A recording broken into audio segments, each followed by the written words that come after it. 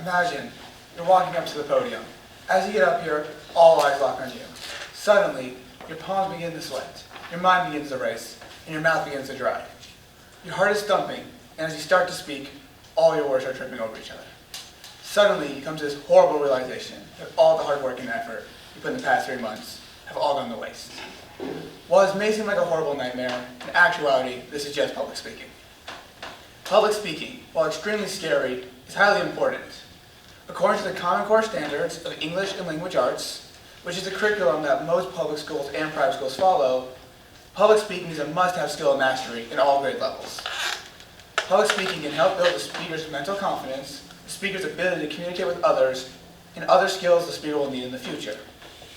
Public speaking helps build the mental confidence of the speaker because it's a nerve-wracking action. That's why, when done so successfully, it's a big achievement. The sense of achievement and the ability to overcome one's fears helps build the confidence to do so again. Public speaking can also make you a better overall communicator.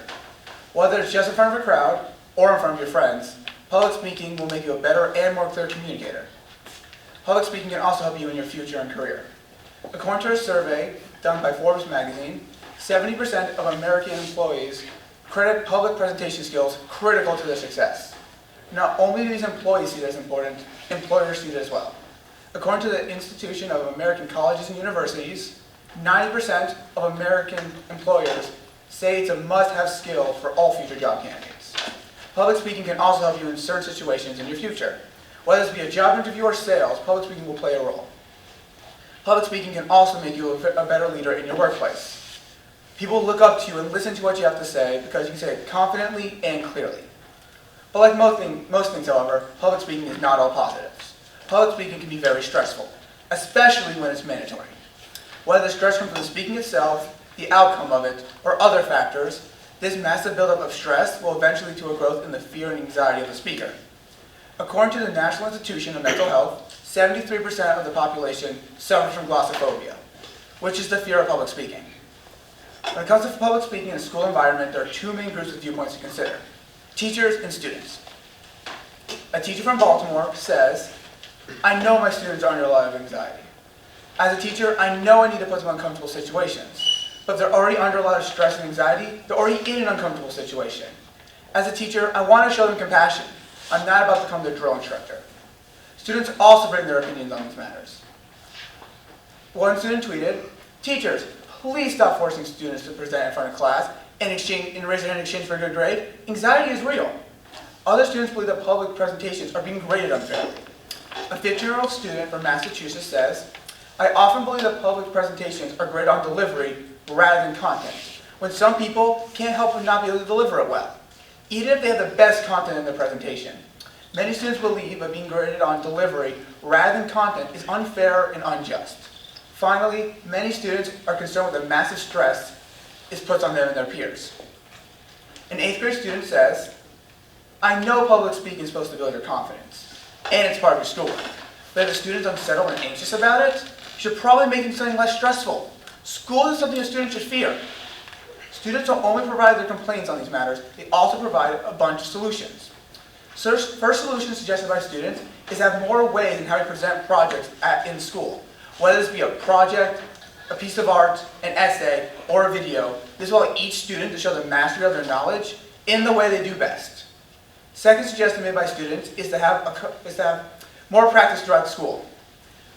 Right? Just as reading can make you a better writer, practicing public speaking can hone your overall communication skills. Practice makes perfect, and while this may not help public speaking be easier the first time around, after a few practices, it'll be a lot easier. Final suggestion made by students is to have accommodations for those students who really need it.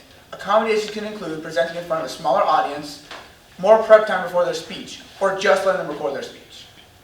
I have recommendations on how to implement these ideas at AJA.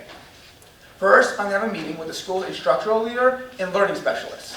In this meeting, I'm going to share my research and my recommendations, so that we can more organizedly put this into play. Next, I'm going to have a meeting with the teachers and students of our school. The teachers during faculty meetings and the students during town hall meetings. By doing so, I believe that public speaking for the next generation at AJ will be much easier. So that next time when you walk up to the podium, all eyes will lock on you. But this time, you'll stand here with confidence Have your voice boom loudly across the room, leaving your listeners hanging on your every word. Thank you.